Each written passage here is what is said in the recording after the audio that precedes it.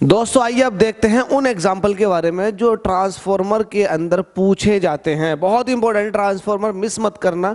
देखिएगा, अगर मैं ऑल्टरनेट करंट के अंदर बात करूं कि कौन सा पोर्शन ऐसा है जो इंपॉर्टेंट है, जिसको आपको ध्यान में रखना, ज़्यादा मेहनत करनी है, तो वो है एक एलसीआर सर्किट और दूसरा ट्रांसफॉर्मर। ये दो पार्ट ऐसे हैं, बहुत ही क्रूशियल है, इंपॉर्टेंट है, ध्यान देना। तो चलिए आज शुरू करते हैं ट्रांसफॉर्मर और उसके बेसिक फॉर्मूलाज के बारे में पहले डिस्कशन करेंगे, देन उसके बाद उसके न्यूमेरिकल्स लगाएंगे। तो सबसे पहले न्यूमेरिकल लगाने से पहले आपको ये पता होना चाहिए कि फॉर्मूले कौन कौन से इस्तेमाल होने वाले हैं जो अब हम न्यूमेरिकल लगाने वाले हैं उसके अंदर। तो फॉर्मूले ये हैं। फॉर्मूला याद करने के बाद में फिर आपको उसके कॉन्सेप्ट के बारे में जानना होगा। तो कॉन्सेप्ट आपने पढ़ रखा होगा, मैं फॉर्मूले बताता हूं। सबसे पहला आता है इस रेशो के ऊपर। देखो ये रेशो बड़ा इंपॉर्टेंट रेशो है, ये वाला रेशो आपको याद करना है। K इज इक्वल टू, इसको बोलते हैं ट्रांसफॉर्मेशन रेशो। ट्रांसफॉर्मेशन रेशो, और ये होता है E2 upon E1 is equal to N2 upon N1। Transformation ratio ही बताता है कि ट्रांसफॉर्मर स्टेप अप है या स्टेप डाउन है। अगर ट्रांसफॉर्मेशन रेशो, बता देता हूं, ट्रांसफॉर्मेशन रेशो, इसको स्मॉल आर भी कहते हैं हम लोग। अगर ट्रांसफॉर्मेशन रेशो एक से ज्यादा है तो इसका मतलब ये होता है, इसको लेकर चलो, इसका मतलब ये होता है कि जो सेकेंडरी कॉइल है उसके अंदर प्राइमरी से ज्यादा टर्न है।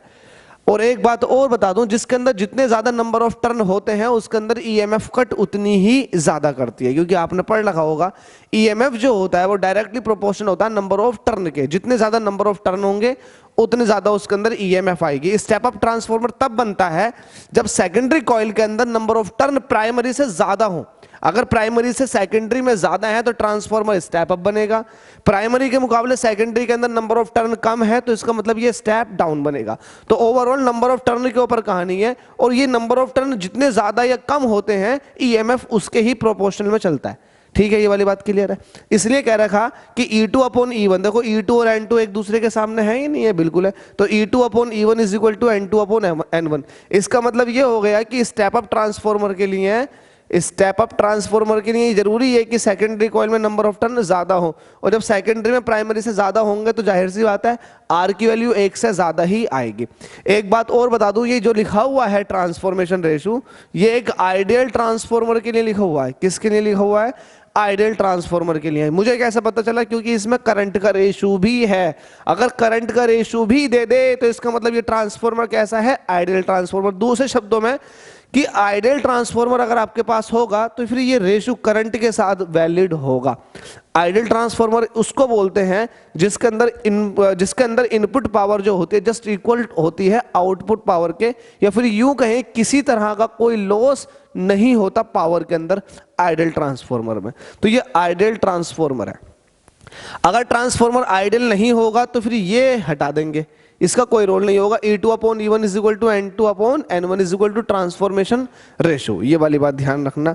एक बात और बता दूं, हम प्राइमरी के अंदर इनपुट देते हैं और सेकेंडरी के अंदर हमें आउटपुट मिलता है। और हम जब भी लोड कनेक्ट करते हैं, लोड का मतलब ये है जो भी हम रेजिस्टेंस लगाते हैं वो सेकेंडरी पे लगाते हैं। अगर आपके घर के बाहर कोई ट्रांसफॉर्मर है तो इसका मतलब ये है कि जो तार उसके अंदर आ रहे होंगे वो तो इनपुट होगा, वहां से जो निकल रहे हैं आपके घर को आने के लिए वो होता है उसका आउटपुट। तो जाहिर सी बात है जो ट्रांसफॉर्मर से बाहर तार निकले हैं उसी पे ही आप लोड लगाते हो, आपका घर कनेक्ट होता है उसी से ही। तो घर मतलब एक तरह का रेजिस्टेंस। तो रेजिस्टेंस जो कनेक्ट किया जाता है वो हमेशा आउटपुट पर कनेक्ट किया जाता है। इनपुट पर लगा दोगे, आप लगा दोगे 11,000 की लाइन पर, पूरा घर उड़ जाएगा भाई, आग लग जाएगी। तो हमेशा याद रखना कि सेकेंडरी पर आपको क्या लगानी होती है? सप्लाई देनी हो, सप्लाई लेनी होती है। सेकेंडरी से प्राइमरी पर आपको सप्लाई देनी होती है। तो ये दोनों बात याद रखना कि प्राइमरी पर आपको सप्लाई देनी है और सेकेंडरी से आपको लेनी है। तो सेकेंडरी जो हो गया वो एक तरह का आउटपुट हो गया। तो पहला फॉर्मूला तो आपको यही याद रखना है, ठीक है। इसके बाद देखते हैं कि और कौन कौन से फॉर्मूले हैं जो आपको ध्यान देने हैं इसके अंदर। तो ये तो मैं मानता हूं कि कोई फॉर्मूला था नहीं, एक सिंपल सा रेशो है। फॉर्मूले कौन से होंगे? देखो फॉर्मूले बता देता हूं कौन से होंगे। फॉर्मूले में ये है, देखो पावर जो होती है वो हमेशा याद रखना, पावर जो होती है वो होता है वोल्टेज इनटू करंट। अगर इनपुट की बात करोगे तो इनपुट का वोल्टेज, इनपुट की करंट। अगर आउटपुट की बात करोगे तो आउटपुट का वोल्टेज या फिर ईएमएफ और आउटपुट की करंट। ये वाली बात भी ध्यान रखना। और जब भी आपको एफिशिएंसी निकालना आए तो एफिशिएंसी क्या होती है? Output power upon input power into 100, तो ये एफिशिएंसी होती है ट्रांसफॉर्मर की। अब ट्रांसफॉर्मर की जब एफिशिएंसी का जिक्र करने लगे तो इसका मतलब ट्रांसफॉर्मर आइडियल नहीं है, क्योंकि आइडियल ट्रांसफॉर्मर वही होता है जिसकी एफिशिएंसी 100% होती है। इट मींस जितना इनपुट पावर है उतना आउटपुट पावर भी है। तो ये वाली बात आप याद रखना, बस इसमें यही फॉर्मूला है, मेन फॉर्मूला तो यही है, ये आपको पता है। Power in secondary coil, power in primary coil, बस मेन फॉर्मूला ये है, वो भी आइडियल ट्रांसफॉर्मर के लिए। इसको हटा दोगे तो ये नॉन आइडियल ट्रांसफॉर्मर के लिए हो जाएगी। तो चलिए देख लेते हैं example based on transformer and, जल्दी से बताओ, लॉन्ग डिस्टेंस पावर ट्रांसमिशन। तो इसका पहला जो क्वेश्चन पड़ेगा वो ये है आपके सामने। देखो इसमें एक चीज और बता देता हूं, मतलब जब मैं अपनी क्लास में पढ़ाता हूं बच्चों को तो बहुत सारे बच्चे, मतलब बहुत सारे के ऐसा मान लो सारे बच्चे ना क्वेश्चन को देख कर, कुछ उसके अंदर पार्ट्स ऐसे होते हैं जिनको देख के ही आंसर बता देते हैं कि इसका ये आंसर है। जैसे कि अगर मैं आपसे ये कहूं कि ट्रांसफॉर्मेशन रेशो जो है वो 10 है, अब इनपुट पर आपने जो वोल्टेज दिए वो 10 दिए हैं, तो आउटपुट पर कितने होंगे? तो जैसे कि मैंने ट्रांसफॉर्मेशन रेशो के बारे में बताया है कि ये वो रेशो वो है जो ये बताता है कि आपकी आउटपुट पे वोल्टेज या फिर आउटपुट पर नंबर ऑफ टर्न कितने होने चाहिए। तो जितना ट्रांसफॉर्मेशन रेशो दे रखा हो इतने गुना कर दो आप, उतने गुना आपको आउटपुट पे मिल जाएगा। जैसे कि सपोज दैट आपके पास N2 अपॉन N1, ये है आपके पास एक ट्रांसफॉर्मेशन रेशो R। अगर आपको सेकेंडरी पे वोल्टेज चाहिए तो जाहिर सी बात है ट्रांसफॉर्मेशन रेशो की मल्टीप्लाई कर दो प्राइमरी के वोल्टेज के साथ, खत्म कहानी। अब मैं कह रहा हूं कि प्राइमरी पर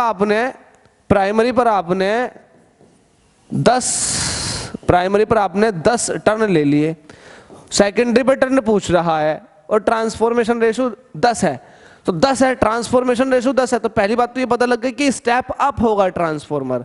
और जब स्टेप अप होगा, क्योंकि वैल्यू x से ज्यादा है, जब स्टेप अप होगा ट्रांसफॉर्मर तो आपको पता है स्टेप अप ट्रांसफॉर्मर के अंदर सेकेंडरी कॉइल के अंदर नंबर ऑफ टर्न ज्यादा होते हैं। अब कितने ज्यादा होंगे? जितना ये खुद है। अब प्राइमरी में 10 है तो सेकंड में कितने हो जाएंगे? 10 के 10 से मल्टीप्लाई कर दो 100। तो ऐसा बहुत सारे बच्चे हैं जो जवाब दे देते हैं ट्रांसफॉर्मेशन रेशियो की मदद से ईएमएफ और करंट का भी दे देते हैं आइडियल ट्रांसफॉर्मर में, ईएमएफ का भी और नंबर ऑफ टर्न का भी, कॉइल के अंदर कितने आने वाले थे। जैसे कि यहां पर हमसे कह रहा the primary coil of an ideal step up. देखो आइडियल बोल दे तो आपको पता है ना वो करंट का रेशियो भी वैलिड हो जाता है जब आइडियल वर्ड यहां पर इस्तेमाल हो जाता है। तो हमसे कह रहा है the primary coil of an ideal step up है स्टेप अप, तो जाहिर सी बात है वोल्टेज बढ़ेगी तो इसका मतलब सेकेंडरी कॉइल में जो टर्न होंगे प्राइमरी से ज्यादा होंगे। ये दो बातें याद रख लेना। हमसे कह रहा है step up transformer has 100 turns. तो देखो प्राइमरी कॉइल के अंदर कितने हैं? 100 टर्न है। तो सॉल्यूशन लिखेंगे यहाँ, जो भी आपको दिया हुआ है गिवन दैट, जो भी आपको दिया हुआ है, क्या दिया हुआ है कि प्राइमरी कॉइल के अंदर नंबर ऑफ टर्न कितने दे रखे हैं आपको? 100। हमसे कह रहा है the primary coil of an ideal step up transformer is 100 turns and the transformation ratio is also 100। ओहो हो, अब ये ट्रांसफॉर्मेशन रेशियो ये बताएगा कि प्राइमरी के अंदर अगर 100 टर्न है तो सेकेंडरी कॉइल के अंदर 100 का 100 गुना, क्योंकि ट्रांसफॉर्मेशन रेशियो 100 है तो सेकेंडरी के अंदर अगर टर्न पूछ ले तो 100 का 100 गुना कर दो, क्योंकि ट्रांसफॉर्मेशन रेशियो यहां पर 100 है और प्राइमरी में टर्न भी 100 है। तो हमसे क्या कह रहा है? ट्रांसफॉर्मेशन रेशियो आपके पास 100 है। The input voltage and power are. देखो इनपुट वोल्टेज दे रखे हैं आपको, वोल्टेज कैसे है? इनपुट, तो इनपुट वोल्टेज को आप क्या कहोगे? E1।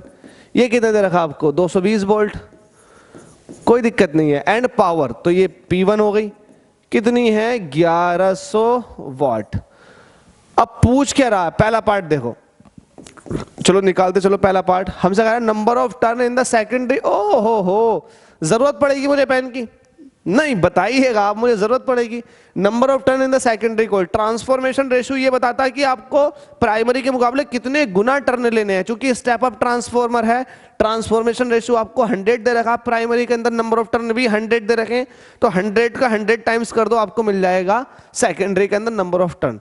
तो ये तो आपने ओरली बता दिया, बट आप जानते हैं ट्रांसफॉर्मेशन रेशियो जो होता है वो N2 अपॉन N1 होता है। जब आपको N2 चाहिएगा तो ये RN1 हो जाएगा। R आपके पास 100 है, N1 भी आपके पास 100 है, तो ये हो जाएगा 10,000। कितना हो जाएगा ये? 10,000। तो इतने आपको नंबर ऑफ टर्न लेने होंगे सेकेंडरी कॉइल के अंदर।